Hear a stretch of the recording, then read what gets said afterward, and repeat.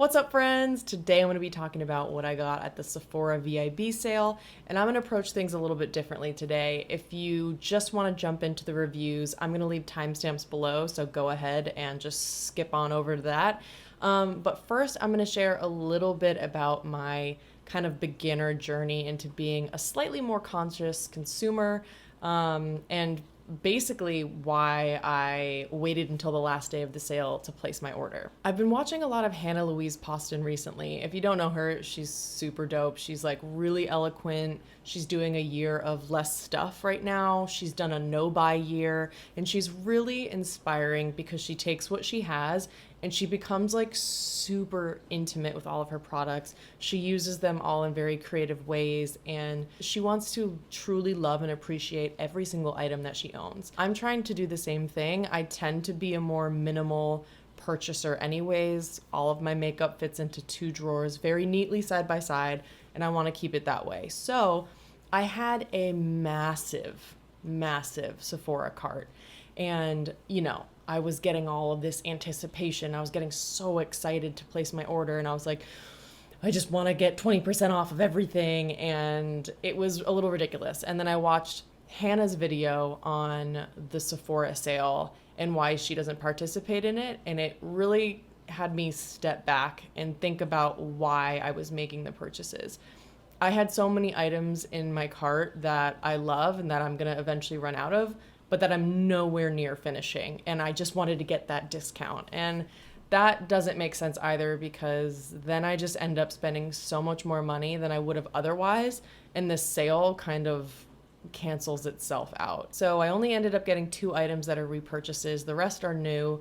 And I was, getting so excited about the Fenty Beauty blushes launching on the day of the sale that I was like, I need to get 3 of them. I need to get them. They look so good. And then I realized I should just wait to spend my money, wait for the reviews to come out. So I only got 1 of the Fenty blushes. I took my time with every single thing that I purchased that was new to really look through all of the reviews on YouTube, to ask people on Instagram if they had tried these products, if there's a scent, if they could swatch them for me. And so I really narrowed down my cart into a few select items that I really wanted. I originally had like 5 concealers in my cart. I had the Ilia Serum Skin Tint, the Ilia Concealer, the Makeup Forever like self-setting concealer, the new Giorgio Armani like hydrating concealer or something like that. And I ended up deciding it would be smarter for me as a consumer to not get any complexion products, because even if I can see swatches and people send me pictures, I just can't tell if a foundation or a concealer is going to work on me until I put it on my face. That's Bijou. That's my boyfriend's parents' dog. I realized I was returning so many products and feeling really good about having a minimal collection of just products that are perfect for me, that I love. But I realized that I don't have to deal with what happens to those products behind the scenes. And the reality is that they go straight to a landfill. I'm not trying to be preachy here and say that you shouldn't return products that don't work for you. This is a judgment-free zone. Okay, so with my little spiel done, we can actually get into the review.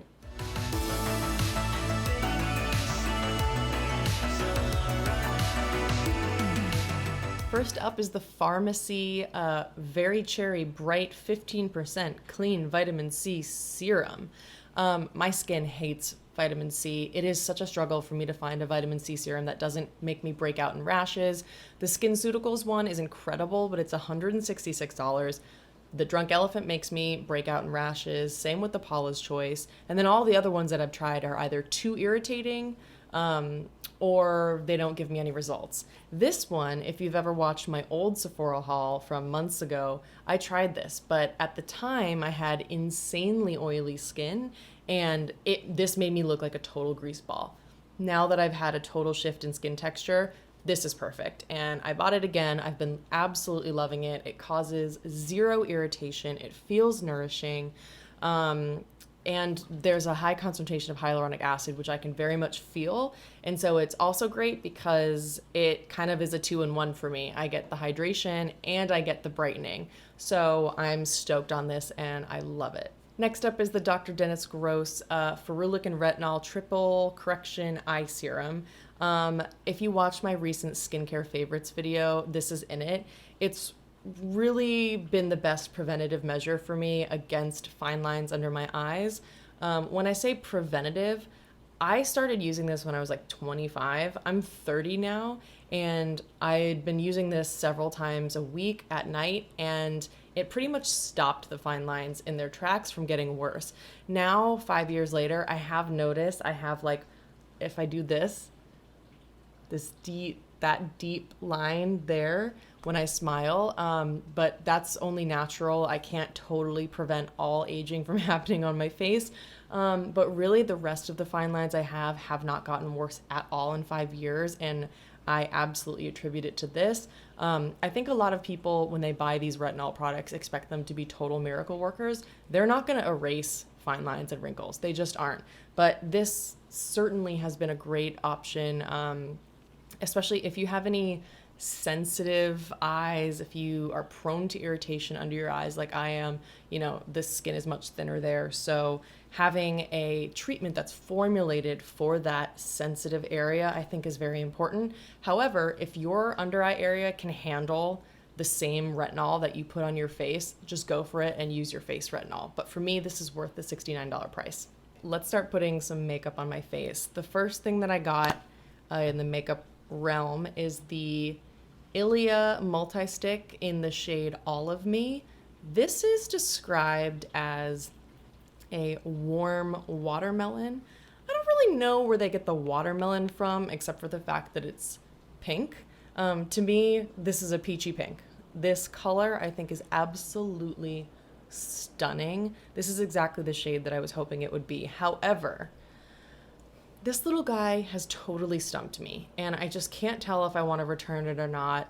You know, aside from my whole conscious consumer sustainability thing, I kind of want to return this because I had the multi-stick in the shade A Fine Romance, which is this like very rich berry, and I have trouble using that because it's so pigmented that it's like you can only put a tiny dot to get the pigment you want, and then it's so pigmented it's hard to blend. With this, I have the opposite problem. It's so sheer that I have to load it up so much on my face to get the color I want that by that time, because it's so dewy, I get like really oily right around all the areas I applied this. I have to apply this with a brush. I'm gonna go ahead and do that. This is an old ass MAC brush. Don't ask me what it is. Everyone asks me my brushes and I'm like, bitch, I've had these for a decade. I don't know. I literally can load this up like 1, 2, 3, 4, 5, 6, 7, 8, 9, 10 a million times and it's barely gonna show up. See? I like really went hardcore in on that. I just feel like I don't mind the sheerness. I think this color is absolutely incredible. The color is exactly what I wanted it to be. The problem is that because it's so dewy, I have to make my skin so freaking greasy in order to get the color that I want. So I can't wear this if I ever go back to the office after quarantine. I'm not gonna be able to wear this at the office because it's just gonna make me look way too greasy throughout the day. You can see it kind of lifts up my foundation just a little bit. I had that same problem with the Tower 28 Beach Please cheek and lip tints. At the end of the day, I just want a product that like I can easily blend on with fingers, that's kind of pigmented, kind of sheer. This is a little bit too tricky for me. I don't know if you can see, but I already kind of have some of that oiliness coming through because of this. So, oh no, there's a hair. If you guys love this, tell me if there's a better way to use this. The brush applies it really well, but I don't know. Next up, we have the Fenty Beauty Cheeks Out Cream Blush in the shade Daiquiri Dip, and this color is so stunning. It is so beautiful. Unfortunately, this product is really difficult to work with. I originally had like 3 of these in my cart, but then I waited and I saw Amanda Z's review on these, and she was very honest that they're very difficult to work with. She said that if you could find the Fenty blushes in a different formula, then you should probably go with the different formula. And I was like, well, I can't really find anything in this color, so I'm just gonna try it. She was right. These are, you touch them and they feel kind of like a solid kind of balm. I would describe it as a balm. And I mean, look at that pigment. These are not, this one at least is not sheer at all. And apparently there's a really huge discrepancy among the shades. Some of them, like I think Petal Poppin', are very sheer and you can build them up. But this, I mean, watch this. Swipe, boom. It is cray pigmented. My problem with this is that you apply it with your fingers and it's so pigmented that you're just kind of like swiping and swiping and swiping, but the formula is so stiff that it's really not blendable. So in order to get the pigment on the whole cheek, you kind of have to put too much on. With fingers, it's just a nightmare. It doesn't blend out. However, it blends out really well with a brush, and it's really easy to just tap it and then boom, boom, boom, boom, boom, blend. The problem for me is I realized when I put this on my cheeks, it looks basically the same as my Holy Grail blush, which is the Han Cosmetics Lip to Cheek in Cherry Cosmos. Here is my little travel sample of Cherry Cosmos by Han, and here is my Fenty Beauty Daiquiri Dip. I put both of these on my face, and I asked my boyfriend if he could tell the difference between my cheeks and which one he liked. He said that he could hardly tell the difference, but that he liked this side better. And I had to agree with him. So for me, it's like if I already own this and we both think this one looks better on me, why would I keep this? On my hand, you can tell they're very different. That's the Fenty, that's the Han Cosmetics, but on my cheeks, they look almost virtually the same. So on one side, I'm gonna just do my fingers, little, I mean, whew, it's a lot. Little taps, and then to kind of make it blend as well as possible, I'm just gonna wipe off the rest. And I have to tap. Do you see what's happening here? It's barely blending out. It's really difficult, and it's lifting up my foundation and my concealer. So not off to a great start. You can see it's a beautiful color, but really once these two are on my face, they look practically the same. To be honest, I don't mind the size of this at all. In fact, I love it. I don't really care, you know, if you compare like dollar per ounce, I get it. I understand if you would be upset about this, but look at me. I have a sample of this tiny little blush that I've had for like 2 years and I've never finished. So I don't need massive products that I'm never gonna finish. I want companies to make smaller products. Rant over, but I'm gonna now take a brush, light little boop boop, and that's it. And you can see, look how pigmented that is. I barely touched the brush in there. I'm trying not to swipe because then it will remove my foundation and concealer. And you can see that it lifted up where I have this pigmentation. It really lifted up what I had underneath. I'm gonna go ahead and add a little bit more concealer over the blemish that removed.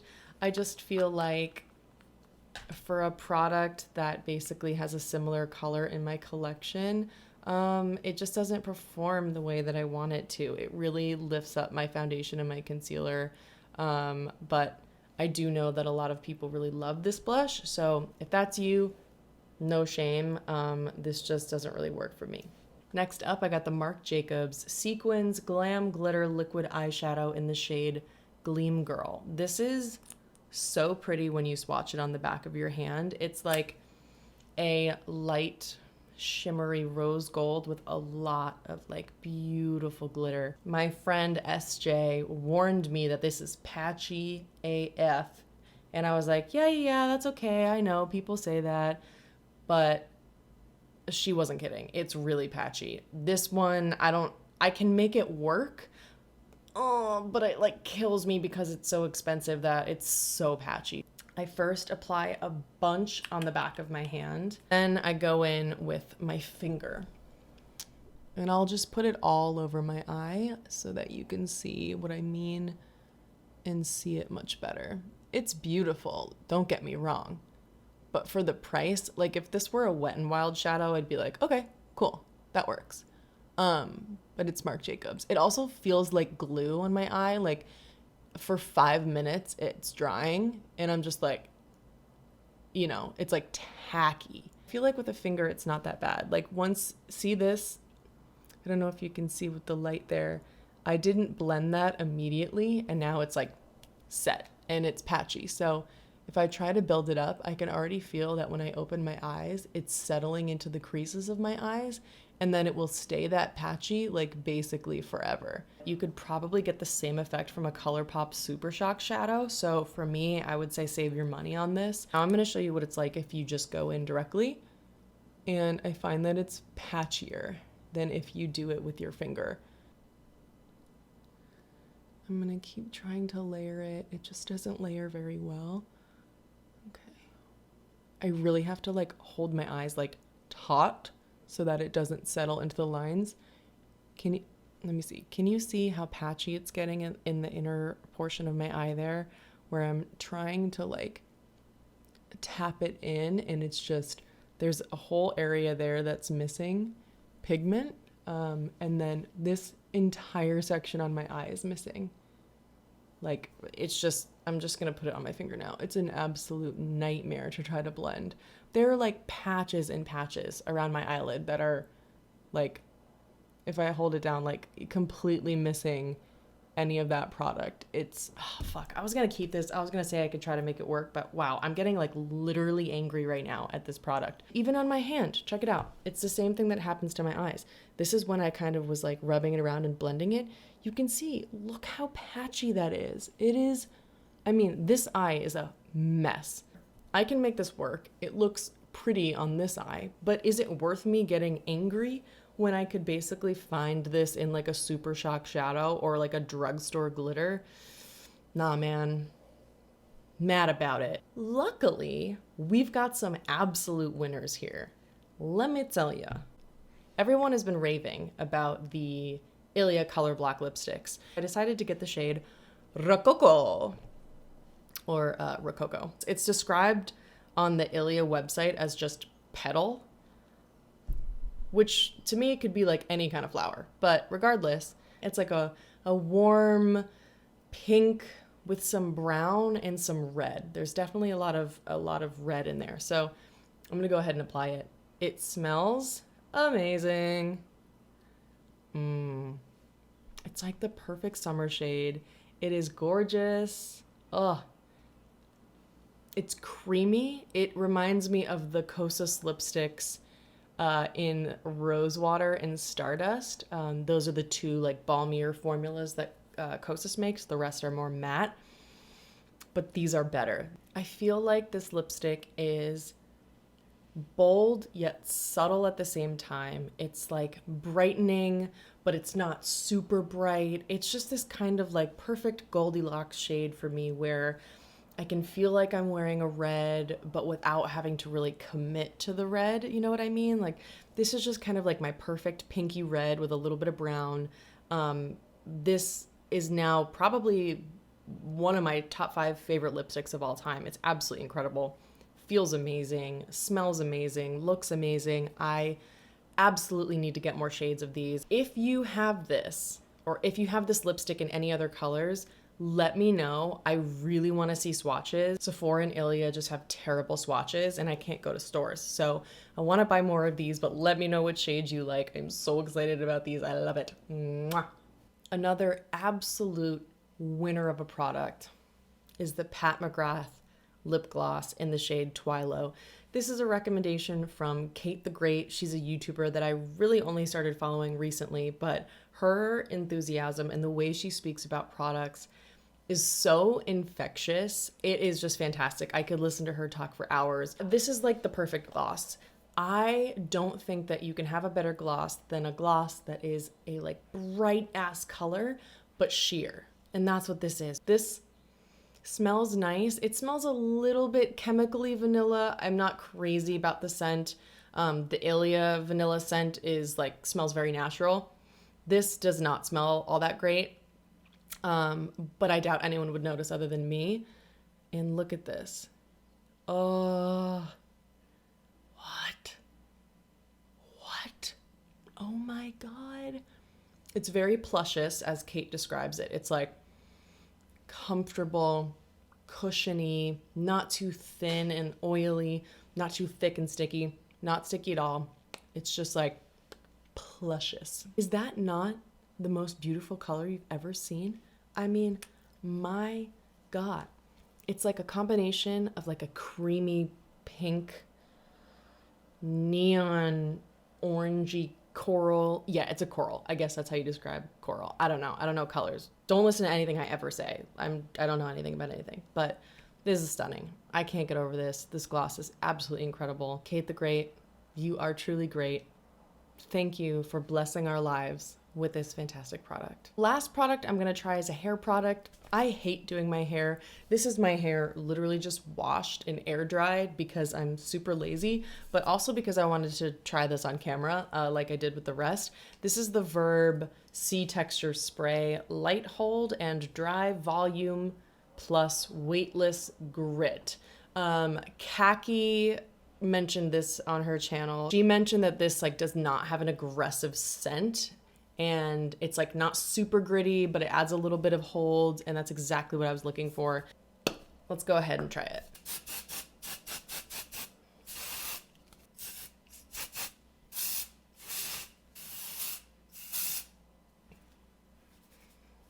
Ooh, it's nice. See, that just added like a nice amount of grit and nice amount of texture, but it doesn't smell overpowering. It just smells, I can barely smell it. Oh, thank God. It just smells ever so slightly like clean.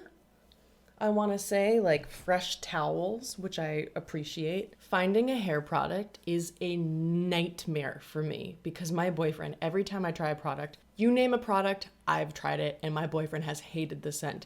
Times we've been going out and he had to like open the windows in the apartment, and it got so bad that I had to like shower again before leaving because the scent was just so overpowering.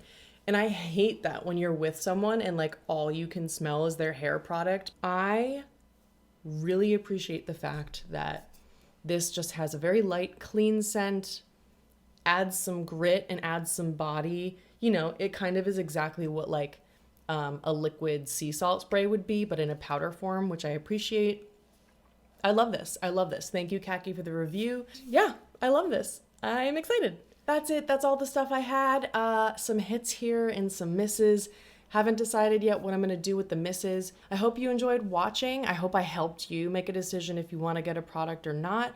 As always, if you want more information or you want to see extra swatches or anything, hit me up on Instagram at stateofkate and I will get back to you there. And yeah, love you all. Hope you have a great day.